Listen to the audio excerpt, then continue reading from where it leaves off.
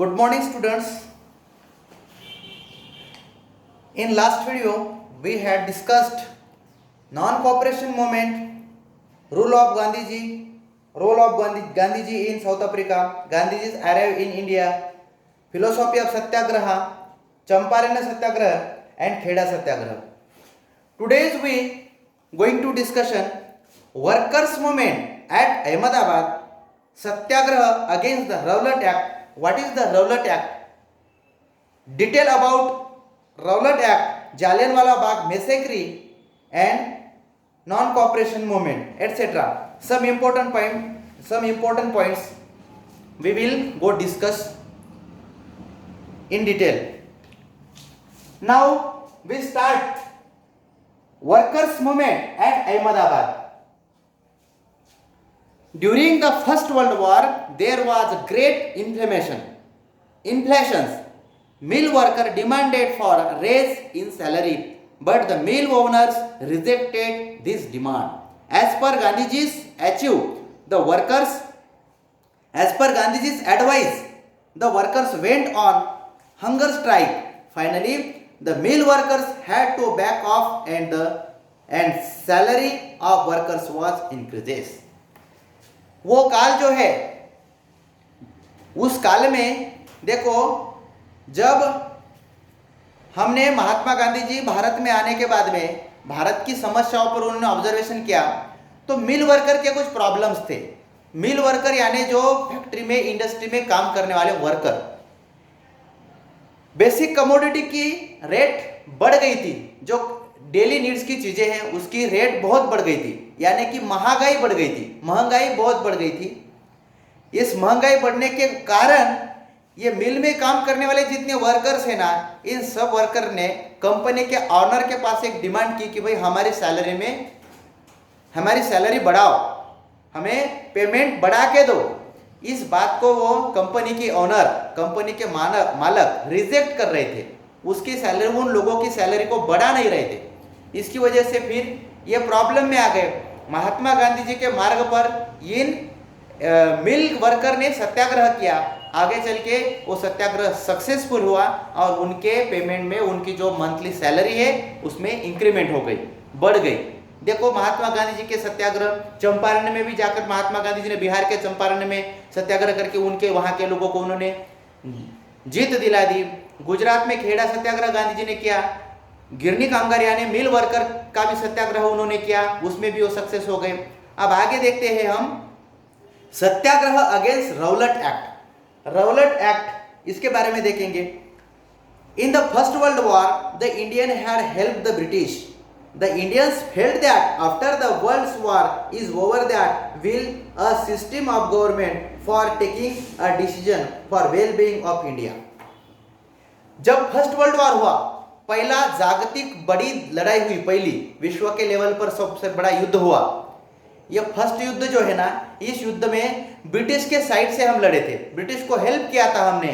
Demand ऐसी थी कि वर्ल्ड वॉर में इंडिया वाले पीपल्स ब्रिटिश को यदि हेल्प किए तो वार जीतने के बाद में, ये युद्ध जीतने के बाद में इंडिया वाले पीपल्स को उनके भलाई के लिए कुछ सोचेंगे, उनकी भलाई के लिए काम करेंगे, ऐसे ब्रिटिश ने कमिटमेंट की थी. लेकिन वार होने के बाद में ही इंडिया वाले के भलाई के बारे में इन लोगों ने एक किसी तरह से सोचा नहीं.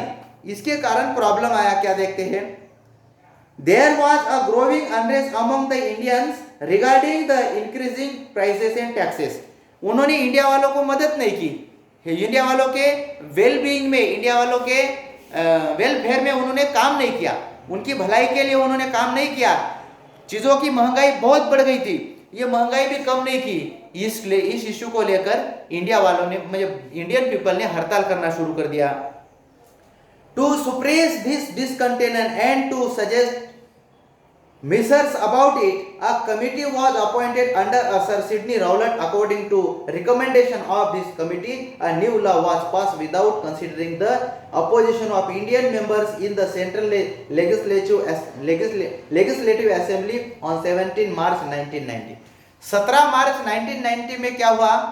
एक वहाँ के उनके विधान भवन में एक एक्ट पास किया उन्होंने, गवर्नमेंट उसके हाथ में थी, तो उन्होंने एक एक्ट पास किया जिस एक्ट का नाम था रौलट एक्ट। ये एक्ट क्या था, क्यों था, भारत वालों ने इसको अपोज क्यों किया?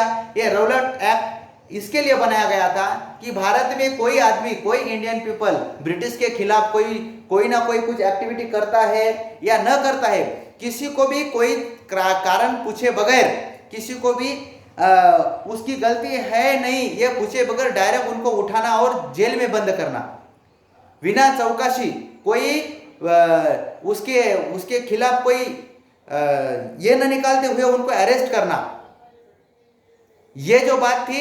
और ये जो कमेटी अपॉइंटमेंट की गई, रौलट एक्ट अपॉइंटमेंट किया गया, इसमें किसी इंडियन मेंबर का कोई विचार ही नहीं किया। उस कमेटी में एक ही इंडियन मेंबर नहीं था, उनकी सलाह तक नहीं ली। इसकी वजह से भारतीय पीपल ने इस एक्ट को अपोज किया। देखो ये A new law was passed appointed considering the opposition of Indian members। Bharat के किसी भी मेंबर को उन्होंने पता नहीं लगने दिया, यानी उसमें किसी के उस रौलट एक्ट में एक ही इंडियन मेंबर ने नहीं लिया उन्होंने, और उन्होंने एक्ट पास कर दिया। एक्ट किसके लिए था? 17 मार्च 1919 को act pass. This act gave the right to government. ये एक्ट गवर्नमेंट को ये अधिकार देता था, कौन सा अधिकार देता था? ये अधिकार देता था to arrested anybody without any warrant और इम्प्रिजन्स विदाउट एनी ट्रेल, यानी कि किसी आदमी को उठाकर कोई वारंट न निकालते हुए, कोई उसकी चौकसी न करते हुए डायरेक्ट उठाना और जेल में डालना। ये जो एक्ट है ये अधिकार देता था गवर्नमेंट को, किसी इंडियन को बिना चौकसी, बिना आयरन, उसकी गलती है क्या नहीं क्या, कोई चौकसी न करते उठाओ डायरेक्ट जेल में डालो, ठीक है नहीं। इस बात को लेकर प्रॉब्लम आ गया आगे चल के। इंडिया वालों ने इस रौलट एक्ट को कंप्लीटली अपोज किया। This act gave the right to government to arrest anybody without any warrant and imprison without any trial. Appeal was prohibited against the punishment given through this act। इस act के माध्यम से किसी भारतीय लोगों को कोई भी पनिशमेंट दे सकते हैं, कितनी भी तकलीफ हुई, कितनी भी छोटी सी गलती रही तो कितनी भी बड़ी तकलीफ देने की अधिकार इसको गवर्नमेंट को मिल गया था।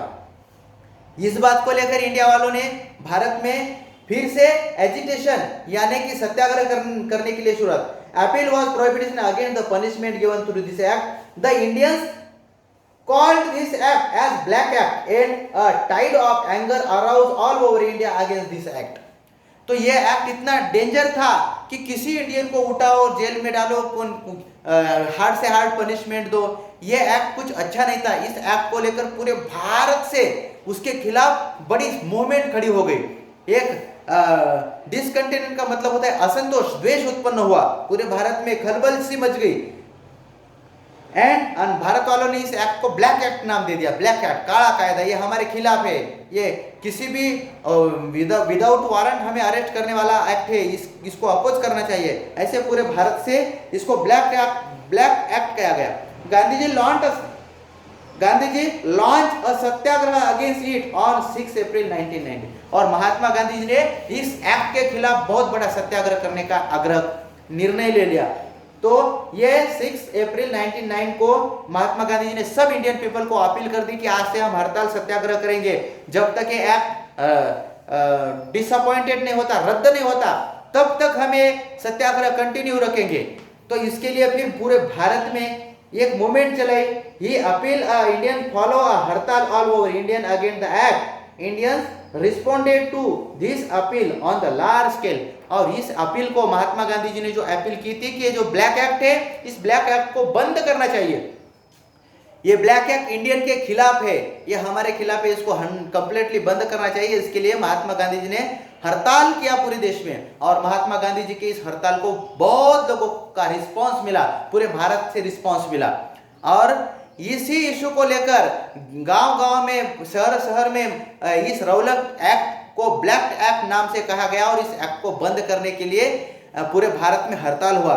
इसी की वजह से जालियनवाला बाग मैसेक्री हुआ। इस हड़ताल का ही कारण लेकर the movement that arose against the Rowlatt act took over the form in the provinces of Punjab. धीरे धीरे पंजाब तक भी ये मूवमेंट चले गई। हड़ताल की मूवमेंट जो है ना रौलट एक्ट के खिलाफ, ये पंजाब में भी चलेगी। पंजाब में भी बहुत बड़ी सभा बुलाई गई। Amritsar became the main centre of the movement. इस मूवमेंट का पंजाब का मेन सेंटर अमृतसर था। Amritsar. The government had started the spate of suppression. Gandhi ji was prohibited from entire the provinces of Punjab. Mahatma Gandhi ji ने पूरे पंजाब को बोल दिया कि हड़ताल करना है। जब तक यह एक्ट बंद नहीं होता तब तक पूरे देशव्यापी आंदोलन यहाँ पर होना चाहिए। General Dyer issue order of ban on public meeting in Amritsar. और वहां के जो अधिकारी थे, पुलिस कमिश्नर थे, वो जनरल डायर थे। जनरल डायर ने वहां पर अनाउंस कर दिया कि कोई भी मीटिंग्स, पब्लिक मीटिंग, हड़ताल, कोई यहाँ पर सभा नहीं होगी। अमृतसर में कहां पर भी किसी तरह की मीटिंग नहीं होगी, इस पर उन्होंने बैन कर दिया था। फिर भी इतना बैन होने के बाद भी इंपोर्टेंट लीडर और like doctor Satyapal and doctor Kitchlew were arrested for the involvement in Amritsar hartal. Amritsar के हड़ताल में हुआ, उस हड़ताल में इन्वॉल्वमेंट जो मेन इंडिया के लीडर थे, इस जो सत्यपाल एंड किचलू, इन दोनों को अरेस्ट करके जेल में बंद कर दिया। इसके खिलाफ as a protest against this on 13 April 1919। तारीख डेट याद रखो, 13 अप्रैल 1919 ऑन बैसाखी। बैसाखी यानी सिख संप्रदाय का बहुत बड़ा त्योहार होता है। बैसाखी के दिन क्या हुआ? On Baisakhi the people of Amritsar assemble at the place name Jallianwala Bagh. और इस टाइम पर, इस बैसाखी के त्योहार में वहां के पूरे पीपल, कब 13 अप्रैल 1990 बैसाखी के त्योहार में पूरे पंजाब के पीपल्स, पूरे पंजाब के पीपल, अमृतसर के पीपल, ये जालियनवाला बाग में बहुत बड़ी सभा बुलाई। ये ब्रिटिश के रौलट एक्ट के अपोजिशन खिलाफ बहुत बड़ी सभा बनी थी जालियनवाला बाग में। General Dyer arrived with arm force. और उस जगह पर जनरल डायर हथियार बंद फौज लेके आया। बहुत सारे लोगों के पास तलवारें थी, हथियार बंद फौज लेके जनरल डायर वहां पर आया। आने के बाद में उन्होंने the place was enclose from all side and had only one small gate. और ये जो जालियनवाला बाग था, ये हर साइड से पूरा क्लोज था, पैक था। वहां पर जाने आने के लिए कोई एक छोटा सा ही रास्ता था, एक छोटी सी गली थी। तो एक बार जाने का और आने का एक ही रास्ता था। लोगों को लगा कि यहाँ पर सभा लेने के बाद लिए तो यहाँ पर किसी को पता नहीं चलेगा। लेकिन अचानक बड़ी फोर्स लेके जनरल डायर उस बाग में एंट्री की और अचानक उन्होंने फायरिंग के लिए शुरुआत कर दी। क्या हुआ है? General Dyer position his army and close down the only gate. Gate की तरफ से उन्होंने उनकी सैनिक की बहुत बड़ी पोजीशन उन्होंने बना ली। और ये अच्छी मूवमेंट देखकर, without giving any prior notification to get the disarm innocent people, he ordered his soldier to fire. बहुत सारे निहत्यार, निरपराध भारतीय पीपल वहां पर उस सभा में आए थे। ऐसे निरपराध, निहत्यार, किसी के पास कोई शस्त्र नहीं था, ऐसे भारतीय पीपल पर जनरल डायर ने उनके मिलिट्री को, उनके सोल्जर को उन्होंने ऑर्डर कर दी कि फायर देम, उस पर फायरिंग करो। उन्होंने फुल्ली फायरिंग की। ये फायरिंग देखो कितनी हुई, देखते हैं। तो ordered his to soldier to fire 1660 round had been fired। 1660 round fire हुए उसमें। देखो 1660 राउंड फायर होने के बाद में कितने लोग मरे होंगे। had been fired। the army continue firing until the ammunition was over। वहां क्या उनके पास जितनी राउंड थे, जितनी गोलियां थी, वहां तक वो कंटिन्यू फायरिंग करते रहे। उस फायरिंग में बहुत सारे लोग मरे।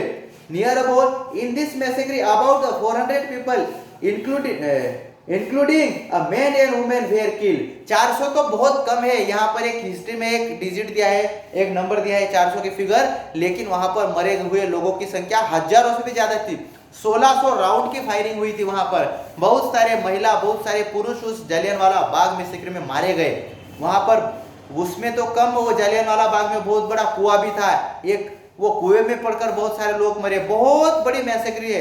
एक 5 मिनट के टाइम के अंदर हजारों से भी ज्यादा लोगों को मारने में ये ब्रिटिश कामयाब हुए general Dyer. Many people were wounded after a firing। A curfew was announced and hence immediate treatment to the injury could not be made available। बहुत सारे लोग जख्मी हुए थे, 400-500 लोग तो 1000 लोग तो जगह पे ही मर गए थे और हजारों लोग वहां पर जख्मी हुए थे। तो जख्मी पीपल को कर्फ्यू की वजह से, वहां पर उस इलाका में कर्फ्यू लगाया गया था, इस कर्फ्यू की वजह से कोई दवाखाना, कोई ट्रीटमेंट के लिए फैसिलिटी अवेलेबल नहीं थी। इसके कारण बहुत सारे लोगों को अपनी जान गंवानी पड़ी, उनको प्रॉपर ट्रीटमेंट नहीं मिली, टाइम पे ट्रीटमेंट नहीं मिली, इसके लिए बहुत से लोग मरे। Near about 400 people included main and women. Treatment to be injured could not be made available. In entire Punjab, military law was enforced and many were sent to jail by the government। और ये पूरे पंजाब में military force apply करके बहुत सारे के भारतीय people को जेल में बंद कर दिया गया, बहुत सारे लोगों को मार दिया गया, बहुत सारे लोग जख्मी हो गए। ये छोटी सी बात नहीं, बहुत बड़ी सिचुएशन। ऐसे सिचुएशन से देखो ये अपना भारत गुजरा है स्वतंत्रता की लड़ाई। ये जालियनवाला बाग हमारे हिस्ट्री के सबसे बड़ी मैसेक्री है, हमारे इतिहास का एक काला दिन है। यहाँ पर एक ही घंटे के अंदर अंदर हजारों लोगों की मौत हुई थी जालियनवाला बाग हत्याकांड। इसमें general Michael O Dyer governor of the Punjab was responsible for this massacre. और इसके लिए जनरल डायर कंप्लीटली रिस्पॉन्सिबल था, उसकी वजह से ये मैसेक्री हुई थी। All over India there was a protest against this act. पूरे भारत में इस इशू को लेकर हड़ताल हुई, पूरे भारत इस बात को विरोध किया, जालियनवाला बाग नहीं होना चाहिए था, वहां के लोगों को नहीं मारना चाहिए था। As a protest against this massacre Rabindranath Tagore gave away the title of the sir. British government ने रविंद्रनाथ टैगोर को सर नाम की पदवी दी थी, उपाधि दी थी, उसको सर टाइटल दी थी, लेकिन रविंद्रनाथ टैगोर ने उसको सैक्रिफाई कर दिया। हम नहीं चाहिए तुम्हारी पदवी, यदि तुम हमारे लोगों के खिलाफ ऐसे फायरिंग करते हो तो हम तुम्हें कोई जरूरत नहीं तुम्हारी इस डिग्री की, ऐसे रविंद्रनाथ टैगोर ने वहां पर बोल दिया था। By the British government later Indian demanded for the inquiry of this massacre, hence the British government appointed the Hunter commission. और ये मैसेक्री क्यों हुई, इसके लिए आप एक इसके लिए आप एक कमेटी अपॉइंट करो, इस पर रिसर्च करने वाली, ये क्यों हुआ, इसके कारण क्या है, कितने लोग मरे, इसके लिए आप एक कमेटी अपॉइंटमेंट करो। उसके बाद में इस पर डिटेल स्टडी करने के लिए एक कमेटी अपॉइंटमेंट की गई, उस कमेटी का नाम है हंटर कमीशन। एक हंटर कमीशन वहां पर अपॉइंटमेंट की गई।